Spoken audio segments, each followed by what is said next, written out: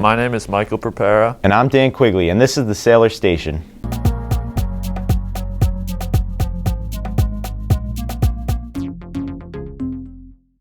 The Locust Valley Film Festival was held on June 2nd and 3rd, where Oceanside students competed against several schools on Long Island and had an impressive 13 movies that were finalists and 7 that were named Best in Show. One of our filmmakers, Alex Benowitz, had 2 of his films earn a Best in Show distinction, so we expect great things from him. In fact, we've seen him in the future. Let's send it to the filmmaker himself for more details. Action. Who is Alexander Spencer Benowitz? Who is Alex Spencer Benowitz? My friend Spielberg, he tells me that, it's about getting all the chemistry on set. I'm not a believer in chemistry. I like to have control. These are my actors. They are very good at what they do. They do as I say, they don't talk back. I first started off, I was going to be a rabbi, and I decided to leave that post after seeing a great film, Meet the Fockers. It's all about the emotion in the story. So each movement that you make has to be so precise and so made with so much care. If you mess up a little bit, you take a picture and mess up, whole frame is gone. Yes, not the easiest life. Can you be quiet, mother? I could have been a rabbi. Mother! Sometimes the character isn't moving, but you still need to breathe life into him.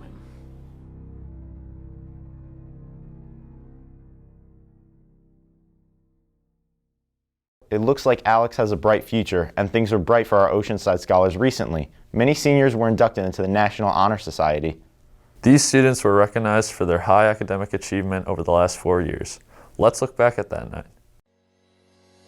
24 additional seniors from Oceanside were inducted into National Honor Society at an in-person ceremony. The ceremony was conducted in the auditorium and was led by Sherry Sandler. Inspirational speeches were given to the incoming members by NHS student officers Jenna Flynn, Allison Olazabal, Sammy Schneider, and Matthew Friedman. Membership is based on 4 categories: service, scholarship, character, and leadership. And this year's keynote speaker was chorus teacher George Grossman. Dr. Brendan Mitchell also gave a great speech. We're so proud and would like to congratulate our latest inductees. Congratulations to all that were inducted. In today's world, a lot of teens love to play video games, from Valorant and Fortnite to the classics. Let's send it over to Antonio as he gives his retrospective on an all-time classic video game character, Mario. Paper Mario, a franchise built on compelling and engaging storytelling, well-paced and innovative gameplay, and replayability. However, as of late, the series seems to never fail to disappoint. Fans have revered the first 2 titles and refused to include the third, despite it having the best plot, as some of the greatest games of all time. And, as we approach the anniversary of the most recent installment, The Origami King, I felt a retrospective on one of the major downfalls of the series to be more than appropriate. When thinking of great stories told through games, Nintendo's Titan hardly comes to mind. Mario Kart, Mario Party, and any of the countless Mario sports titles, or even his typical platforming adventures, while being incredibly fun to play, lack any sort of distinct plot. However, the Mario RPGs branch out of this tried and true mold and grant the player with a completely unique experience.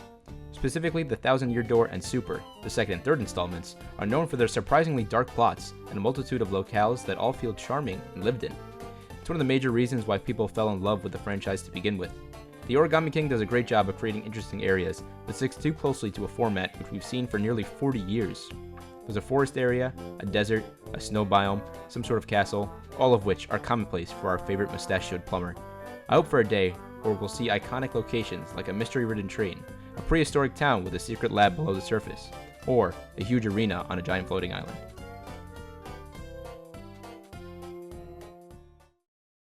Unfortunately, these undeniable issues about the world each game is set in are only the tip of the iceberg when it comes to the flaws of modern Paper Mario titles. Will we ever see a true return to form? Only time will tell. All we can do now is hope that our beloved franchise remembers what made it so great to begin with. Girls varsity soccer made it to the county semifinals, and girls varsity tennis was named the champion of their division.